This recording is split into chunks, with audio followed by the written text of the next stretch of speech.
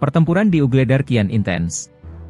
Pasukan Rusia melanjutkan serangannya dengan tujuan mengepung kota penting Ukraina di selatan Donetsk itu.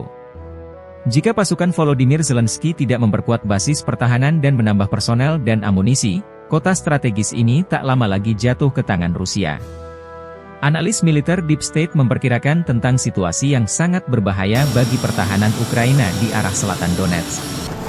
Kemarin ada situasi sulit di Vodyanoy, di mana Rusia menuju wilayah tersebut dengan 4 iring-iringan dan peralatan militer bersama pasukan.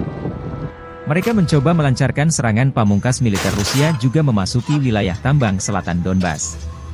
Di timur dan tenggara Vodyanoye, kontak senjata kubu Rusia dan Ukraina terus berlanjut di sepanjang sabuk hutan dan di area kolam MYLNY. Pasukan Rusia sedang membangun pijakan di area tambang Yuzhno-Donbasskaya nomor 1, demikian analis Ukraina lainnya melaporkan pagi ini. Pagi ini 2 kolom bergerak ke Prechistovka, yang digabungkan menjadi salah satu dari 8 kendaraan militer, dan dapat memasuki desa dari Pavlovka. Ada pertempuran yang sedang terjadi, demikian ulasan Deep State. Pasukan Rusia praktis melumpuhkan angkatan bersenjata Ukraina dari Prechistovka. Ini harga yang dibayar militer Ukraina setelah menyerang Kursk, wilayah Rusia.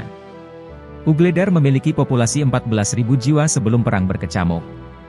Sebelum peperangan terjadi, mayoritas warga kota Vuhledar itu bekerja di tambang batu bara dan sejumlah pabrik. Setelah perang, sebagian warga memilih bertahan di kota Vuhledar yang dikenal kaya akan tambang batu bara, sementara warga lainnya bersembunyi di ruang bawah tanah dengan sejumlah perbekalan. Akibatnya, kota Vuhledar menjadi seperti kota mati dengan sisa ledakan yang pernah terjadi di berbagai titik.